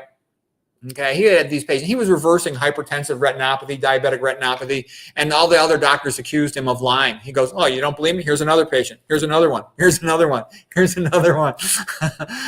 It's quite extraordinary. The blind can see. Okay, he cured congestive heart failure in some patients. He had these patients reversing their EKGs from coronary artery disease. It was quite extraordinary. And I've talked to modern internal medicine doctors, and they say it's freaking ridiculous that Kempner was getting better results treating hypertension, diabetes, chronic kidney disease, and congestive heart failure back in the 1940s and 50s than we are getting 70 years later. Yeah, how's that for scientific progress? Backwards. Here's Dr. McDougall interviewing David Blankenhorn. David Blankenhorn's research study on atherosclerosis had shown all dietary fats were about equally atherogenic. I'll read that again because that's something that's not widely known. All dietary fats were about equally atherogenic. Okay, I put it in all caps with an exclamation point. That's an important point. As Dr. McDougall said, fat is the biggest toxin in the Western diet. As Nathan Pritikin said, fat is bad. Okay, in order to reverse atherosclerosis, you got to diminish dietary fat. McDougall, by the way, he got fired from radio and TV for refusing to sell stuff or change his position on starch-based diets. He tried to insist that women, when they're consented for breast surgery for breast cancer, be informed about the optional lumpectomy. And other doctors that handled the mail pro business in California retaliated against him by refusing to allow him to renew his mail pro insurance. So he went bare for a while with no mail pro insurance because of that. retaliation. That's how it is in conventional medicine. If you try to actually cure the patient, you can get yourself in big trouble. Okay, here's an endothelial cell and an artery. These are the lining cells of the arteries. They make nitric oxide. Okay, nitric oxide is a gas, diffuses into the lumen of the artery, and it has an antiplatelet effect, prevents the platelets from clotting. It diffuses into the wall of the artery, goes into the skeletal vascular smooth muscles, and prevents them from contracting, so the artery vasodilates, opens wider in diameter. It increases blood flow, okay? Viagra increases blood flow into Johnson. Okay, here's an atherosclerotic plaque. Atherosclerotic plaque is partially resorbable. You're not going to resorb the calcification. I know some people say that you can, and there's apparently a paper to that effect, but I've never seen it, so I'm not so sure that's true. The acellular fibrous tissue has been thought for a long time. You can't reverse calcification of fibrous tissue. I think that's probably true. If there's still cellularity in it, you might reverse that partially, but you can clearly reverse the necrotic core of dead cells. You can reverse the lipid core. You can reverse the acute clot phase. So you can partially reverse it. Also, the cells will start functioning better. The endothelial cells releasing more nitric oxide to vasodilate the artery. So you can get improvement in nitric oxide very quickly, within days, okay? And you can get gradual shrinkage of the plaque itself, over the course of weeks and months. So you can get improvement real fast. Okay, Dr. McDougall pointed out that lots of people have shown the reversal of atherosclerosis. Of course, there was Kempner, there was Armstrong in animal studies, there's Blankenhorn's work we just talked about, there was Nathan Pritikin, McDougall himself, Dr. Ornish, Dr. Esselstyn, and others. That's well known, okay? And that's the only thing that can do it is a low-fat, plant-based diet. I talked about what it can do, all right?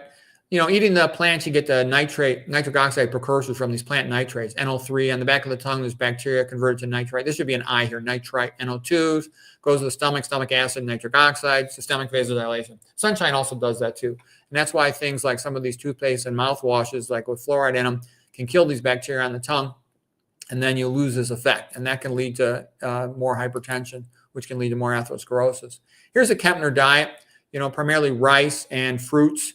Some fruit juice as well. It was only 4.5% of calories from protein. Fruits are very low in protein. Rice is relatively low in protein. Rice is about 7 or 8% of calories from protein. White rice. It was white rice. Okay, and look at the fat here. 2% fat. Okay, and his patients did extraordinarily well. And they tried to prove his patients were having a problem. They weren't. He did also give them a multivitamin. Okay, but he was feeding them only 2% of calories from fat. You really don't need much fat. Pritikin and McDougall both said it's impossible to be too low in fat if you're eating a plant-based diet that you naturally choose. It's impossible. Okay, so you really should forget about that. I've never seen a patient in my life that had an intact gut, didn't have like a short gut syndrome or something, that was ever short in fat. I've never seen any of them short in protein unless they were starving, okay? It just doesn't happen. Those are not the issues. Almost everybody is deficient in fiber in the Western world, deficient in fiber, deficient in potassium, deficient in magnesium, deficient in plant nitrates and their antioxidants, because those all come from plants, and they don't eat the plants, okay? All right, and then you also get a protein-sparing effect from a high-carbohydrate diet, because during fasting, the liver has a shortage of amino acids, so instead it'll convert fat into glucose. I'll show you what that means in a second here. And you can tell if Kempner mentioned that he had a positive nitrogen balance because his albumin was maintained or going up, and that's unlike a fasting patient. A fasting patient will have a negative nitrogen balance. They are losing some protein, okay? So you can't fast forever. Fasting can be helpful as a transition phase in your health, but you got to eat eventually. And so this guy right here is James Mitchell. He has a good lecture at the Buchinger Wilhelmi Clinic. I'm going to show you this because it's kind of interesting what happens here. Here's what he says is going on. When you're eating a very low protein diet, the liver needs to make glucose during fasting to release it into the blood for the brain. And it has a shortage of amino acids. So instead, it goes to the adipose tissue, the fat tissue, and it takes triglycerides. Here's a triglyceride. You have a backbone of glycerol, which is like a propane triol, 3 carbons with hydroxyl groups on them, esterified to fatty acids, okay? And it has no use for these fatty acids. It just says send them to the brown fat or just burn them for heat. We don't need them. It wants this glycerol because the glycerol molecule is like half a glucose, and it will stick 2 glycerols together to make a glucose. That's gluconeogenesis. Release that into the blood to feed the brain and to feed the red blood cells. Okay, so anyways, what he's saying is you will get skinnier on a low-protein diet because you're going to be burning fat for the sake of the liver to run gluconeogenesis. That was the conclusion of James Mitchell, and he was very impressed by the work of Nathan Pritikin, and as was Dr. McDougall, okay? Dr. McDougall also studied epidemiology more than anybody I've ever seen of all these different populations all over the world. He also studied the anthropology of the historical history of diets. And the people in Papua New Guinea, they were eating 93% of their calories from sweet potatoes. Sweet potatoes have only 1% of calories from fat. They have only 4.5% of calories from protein. They were incredibly healthy. They were physically fit, skinny, energetic guys capable of doing a lot of manual labor. Okay, they were very fit. I show you that because some people tell you, oh, you need more protein or you need more fat. No, you don't. They were eating about 95% of their calories from carbohydrate, 94.5%. Okay, an extraordinarily low amount of protein, about 25 grams for men, 20 grams for women. That's very much like a VLPD, a very low protein diet, 0.3 grams per kilogram per day. Okay, and I think there's good reason to think that would be protective against cancer.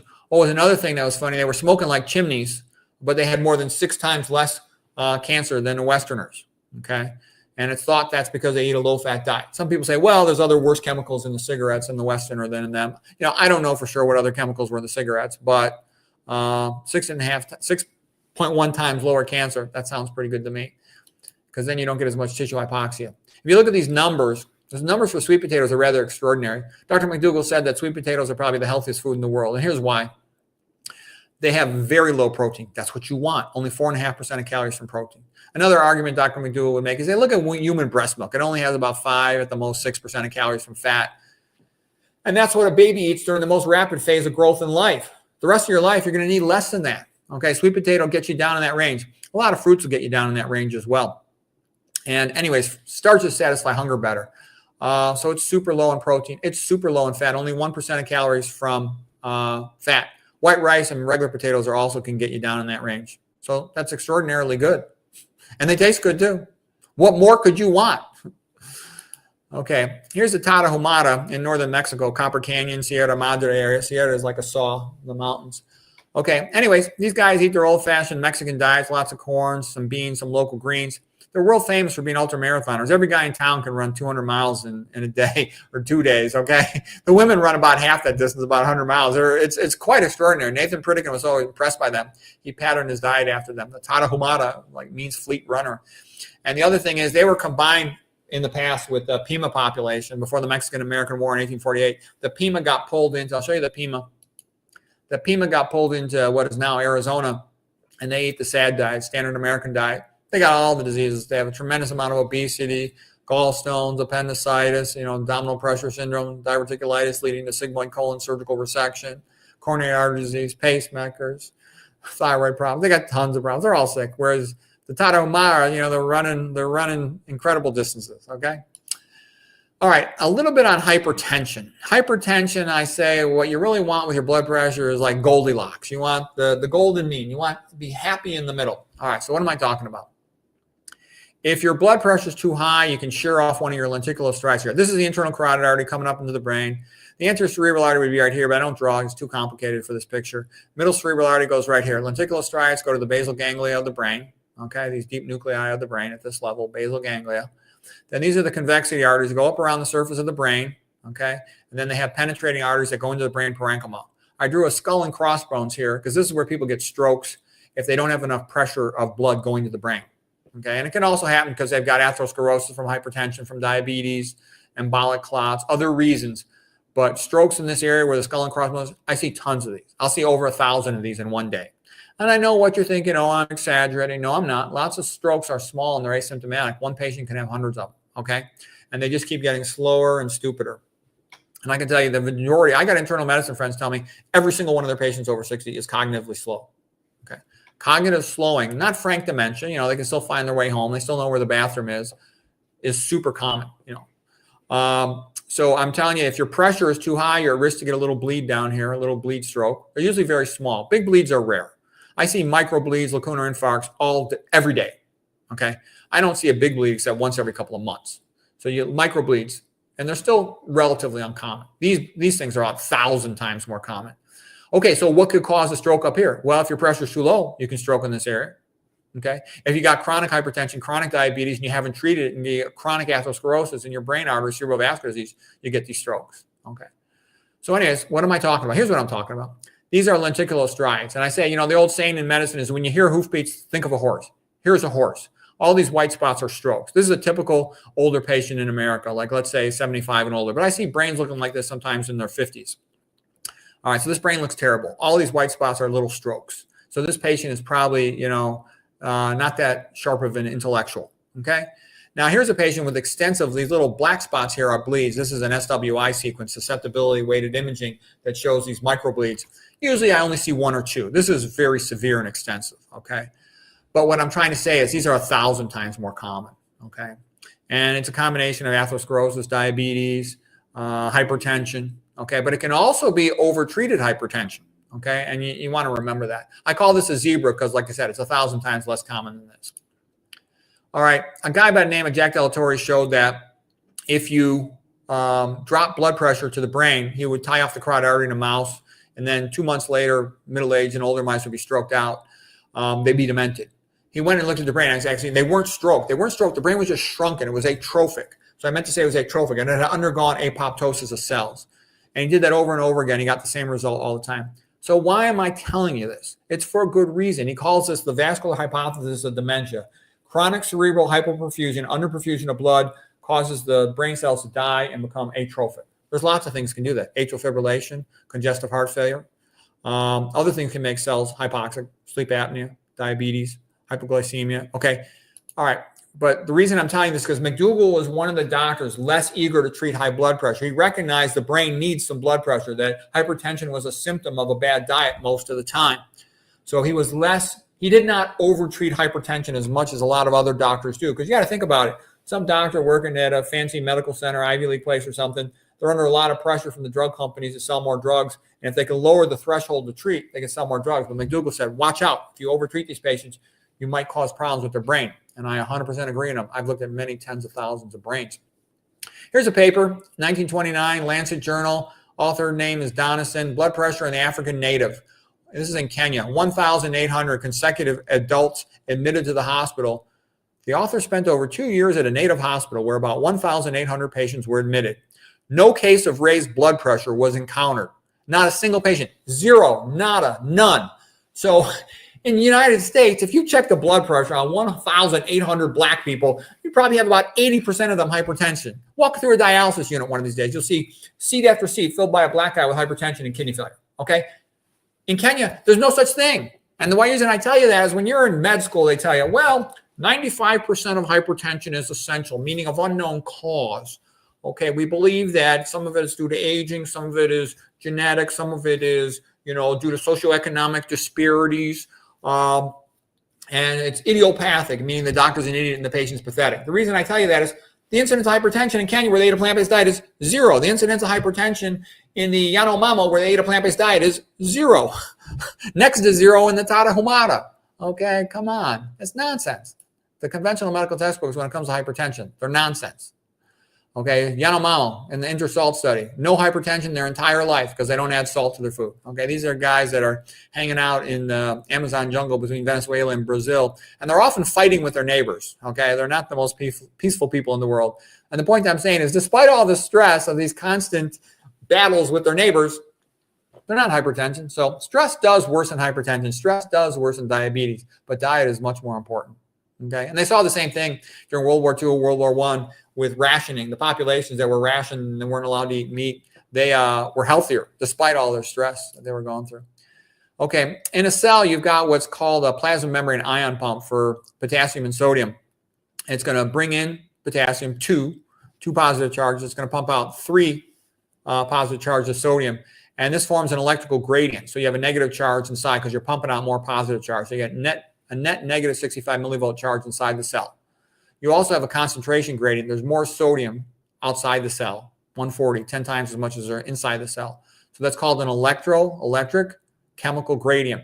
And the cells want to neutralize that gradient. So by allowing sodium to come in, you can use that gradient to pump out calcium, which is very important to do. Calcium is sort of the aristocratic ion that controls what happens in a cell.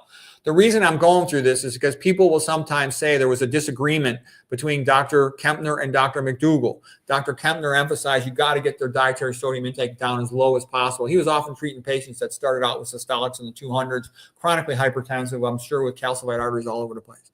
Whereas McDougall was like, no, you don't. You don't need to lower sodium that much. If I lower sodium that much, the patient will refuse to continue with the diet. And he says, I'm getting great results with my patients. I just put them on a plant-based diet. And so the question is, well, how does one resolve that dichotomy? It seems like they're saying different things.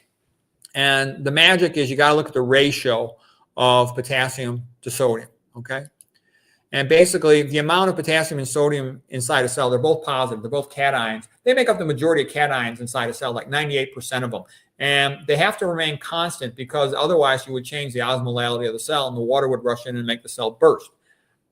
So the point is, when you eat a high dietary sodium, you get more sodium getting into the cell, less potassium, and you start dissipating that gradient. And you're less effective at pumping the calcium out. And a decreased ability to pump the calcium out leads to, it causes constriction of the vascular smooth muscle cells. It causes more hypertension. Okay, but what I'm trying to say here is you easily can change this ratio by eating a plant-based diet because plants have tons of potassium, tons of it, okay? And natural occurring plants have hardly any sodium. So you'll automatically raise your K factor very high relative to your sodium just by eating a plant-based diet. So McDougall was getting good results with the vast majority of patients just by switching them to a plant-based diet. He didn't have to do anything more than that. And him and Pritikin both mentioned they took about 90% of their hypertensives off their medications. The more chronically hypertensive somebody is, let's say they calcified all their arteries, they've lost their Wing-Kessel effect in their ascending thoracic aorta, it's going to take longer to get their blood pressure down, and it's going to be more difficult to do so. And in that setting, Kempner's more extreme measures might be beneficial, but most people don't need that. The longer they're hypertensive, the more difficult it's going to be to get their pressure down. These are just K factors, ratios of potassium to sodium, to just give you an idea. Fruits tend to be in a ratio of about 100 to 500, okay? They got tons of potassium, okay? 100 to 500 times more potassium than sodium. Okay, those are real foods. Those are fruits, and fruits are a pretty good food. I think they're better than most people think. Okay, here is the starches. Starches tend to be anywhere from about 15 to 60. 50, so, you can multiply them times 4, 15 to 60.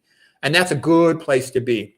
Richard Moore is real famous for spending his life working on studying K factors, ion pumps with regard to hypertension. He says you got to keep your K factor above 5. But I think he's underestimating it. He believes native ancestral populations had it more like around 15 to 20. I would say you're probably wise to keep it about 10 or higher, but at least keep it above 5. Meat is actually around 4. It's not that bad because it's still food from something that was alive. But the more processed the food, the more you'll get things. Like look at Special K cereal, for example, a so-called nutrition cereal. It has a K factor of less than 1, 0.06. That's terrible. I would never eat that. I would never eat anything that wasn't, I only eat single ingredient, whole foods. Okay. Even a carrot, which has got about as low a K factor as you'll ever see in a plant food, is at least 5. Okay. Some of these veggies don't really have that high a K factor, kind of surprising. All right. So anyways, you look at these processed foods, they got lousy looking K factors. Okay. Anything less than 5, I would consider terrible. Okay. Okay. Another thing McDougall pointed out, he says, we're designed to be plant eaters. He says, imagine, he didn't use this exact example. It's my example, but you're walking down a path in a jungle or a forest or a prairie. That's why you have a brain so you can survive. And you see a dead deer, you see a carcass on the ground. Do you want to eat that? No, it's disgusting with the flies buzzing around. My teeth, I couldn't, pierce its flesh. You put out a bowl of fruit, I salivate. We got flat teeth like a horse, like plant eaters, okay? Carnivores got these big piercing claws. Carnivores has a fixed bite till you have a stronger bite. Our jaw goes side to side so we can grind plants. We can't make vitamin C. There's tons of it in these plant foods. We don't need to make it. Carnivores, they can make their own vitamin C, okay? We have a long intestinal tract that digests these plant foods and extract the nutrients from. A carnivore has a short intestinal tract to get the meat out of there before it more aggressively putrefies, make them sick. Carnivores got claws. We've got hands, okay? We sip our water. They lap their water, okay? So there's a lot of difference. We've got hands, they've got, or hoofs in the other herbivores, plant-eating animals. All right, a little bit about dietary protein and aging and health. This is a paper by the Wilcox brothers. The 2 American scientists went and worked with the Japanese scientists to study the Okinawa people. Okinawa is to Hawaii, is to Japan, kind of like what Hawaii is to the United States. You've also got migration studies where people from Japan migrated to Hawaii, then migrated to California. Dr. McDougall had a lot of experience with these people. He did a lot of his work, including his internship out in Hawaii, and he worked out there for a long time. So he saw all these migrant populations. And here's he had a photograph of this. I didn't have the photograph, I just drew a picture. The grandparents who had eaten the rice diet of traditional Japan, they're skinny and healthy. Then the parents who are partially westernized, they're a little plumper and fatter. Okay, then he said the grandchildren's were, ballooned up, Oompa Loompa, like a blimp. They're all fat from eating all these fat foods, okay? High-fat diets, processed foods and oils, they all make you fat. You don't want to go down that path, okay? Fat and unhealthy. He said all the healthy populations, they all eat starch-based diets. He said there's no exceptions. That's an important quote. All large, healthy populations get most of the calories from starch. In fact, all long-term healthy populations get most of the calories from starch. There are no exceptions, okay?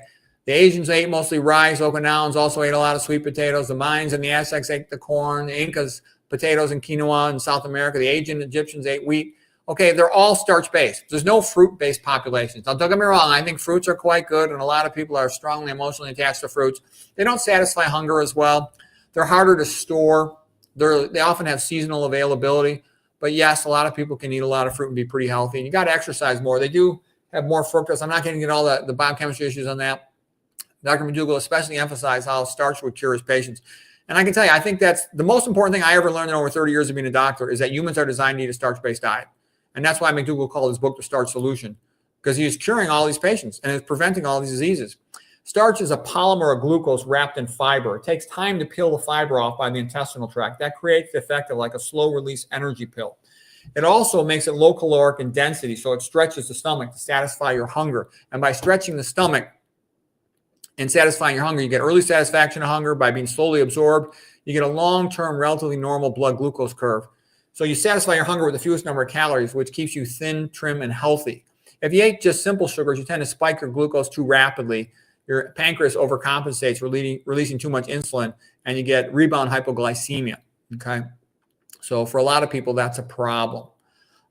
Starches, just your plant foods, things like rice, sweet potatoes, quinoa, oatmeal, peas, lentils, garbanzo beans, wheat, barley, rye, sorghum, all that stuff. Okay, here's caloric density. Here's your starches, about 1 calorie per gram of starch. They're not like sugar. Sugar is pure. That's more like 4 calories per gram. Okay, starch has got a lot of fiber in there.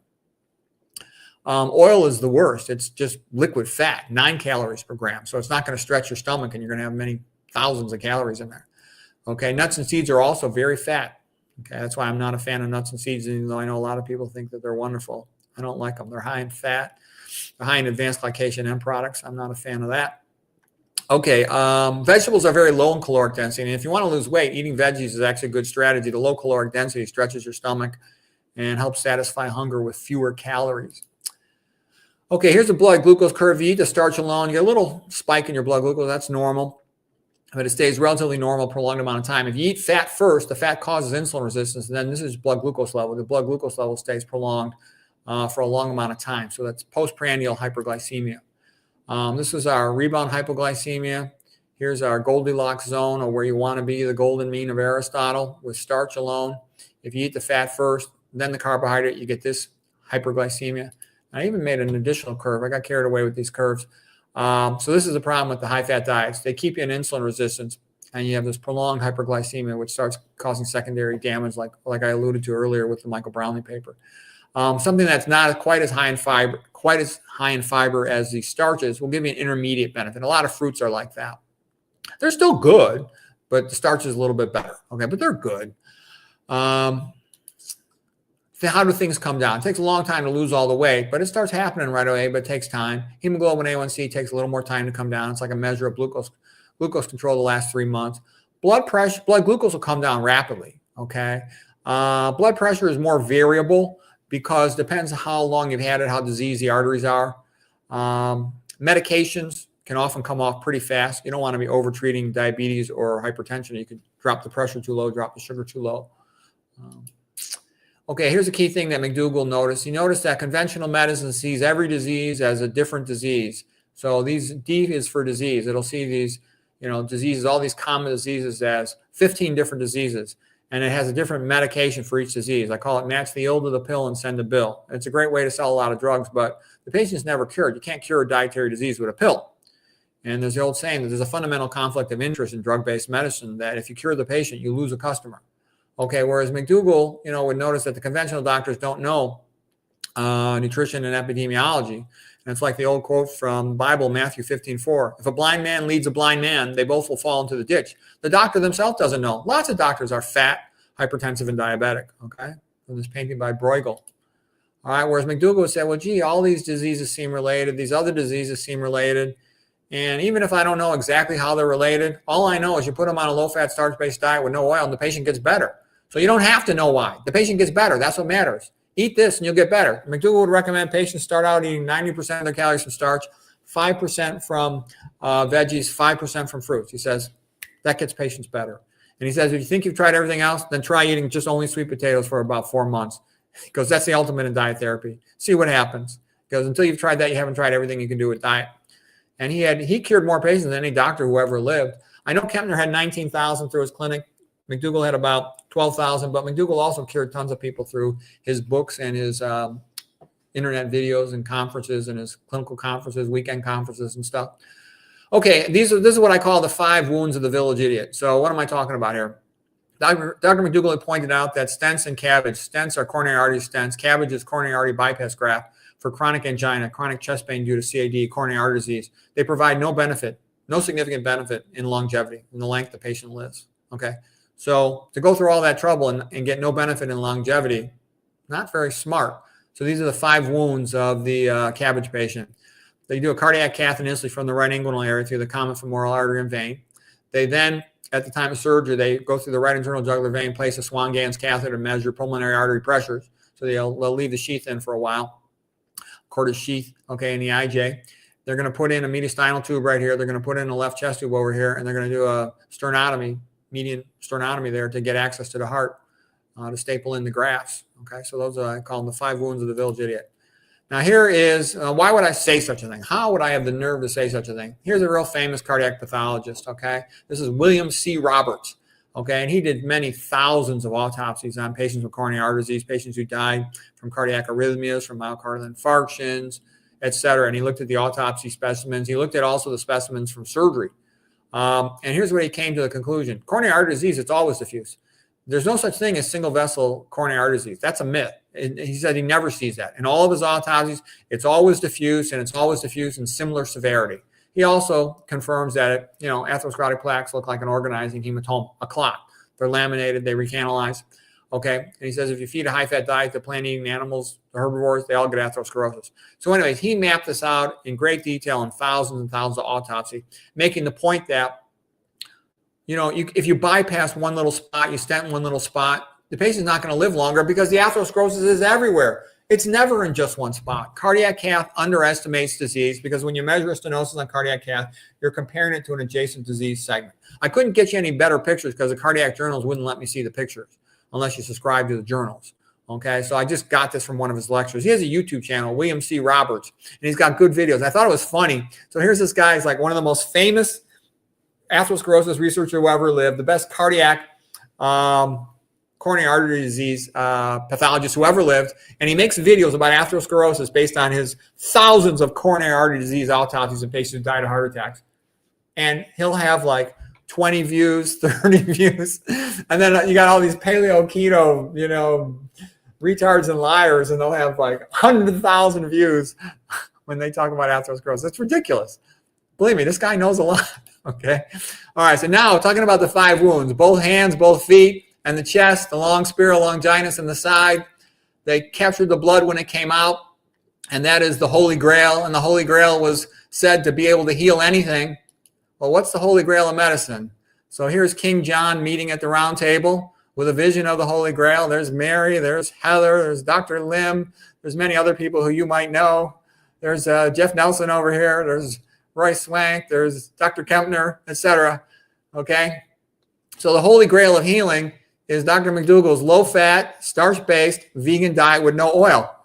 It's like, what more do you want? You've got a diet that can prevent coronary artery disease. It'll prevent diabetes. It'll prevent hypertension.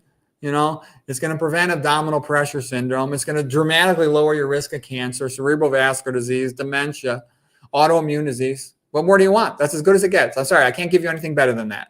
Okay.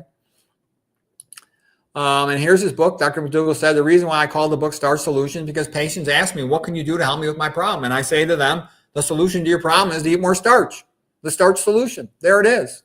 Okay. He saw that when he was in Hawaii. All these manual laborers eating their old-fashioned rice-based diet and plant-based diets, they're healthy. Filipino guys, they retire at 65, take their pension, go back to the Philippines, get themselves a young bride in their 20s, raise a whole family. They die in their late 80s and 90s when their kids are grown up. Okay. He said all the wealthy, educated people in the city, you know, they're fat and sick with all the diabetes, hypertension, obesity, coronary artery disease, stroke, atherosclerosis, all that stuff. So he says, there's your answer. There's your solution. Low-fat, starch-based diet. As good as it gets. We're meant to eat starch. We're starchivores. Okay, and here it is. You can look at it. Here's the standard American diet, the Western diet, tons of disease.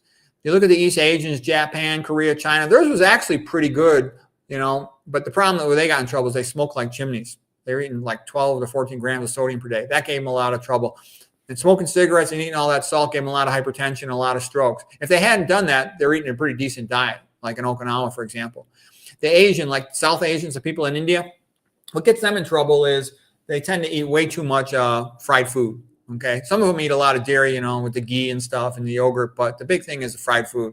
That's why they still have a lot of disease. That's the main problem with their diet. Here's low-fat vegan. It's low in all the bad stuff, like zero diabetes, zero hypertension. If you truly eat a low-fat plant-based diet, it's very unlikely you'll be overweight. So you look better. You got better blood perfusion. You got better blood perfusion in your skin. You get a glow of vitality. You look healthier. You have markedly, dramatically lower cancer. So why wouldn't you want that? Anyways, that's it. Hope that was helpful. That was beautiful. Where are we? Let's see here. I'm trying to, excuse me, get us back. Oh, yeah. When I closed my slides, it made a goofy picture. Oh, that's normal now. There we go. There we go.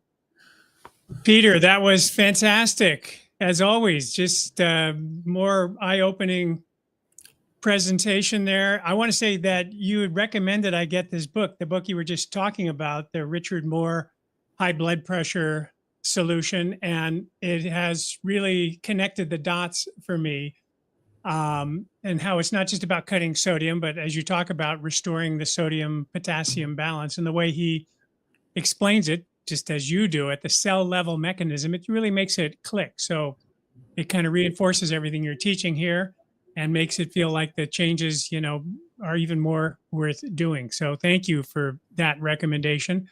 Thank you for this very detailed talk today. I apologize for the getting started late. We had a little technical issue we had to solve.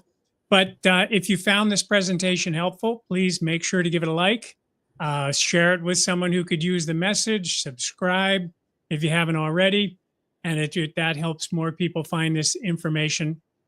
And now to close things out, I want to share a short tribute montage that I put together a year ago. You may have already seen it, but this is just as we're remembering Dr. McDougall on the 1-year anniversary.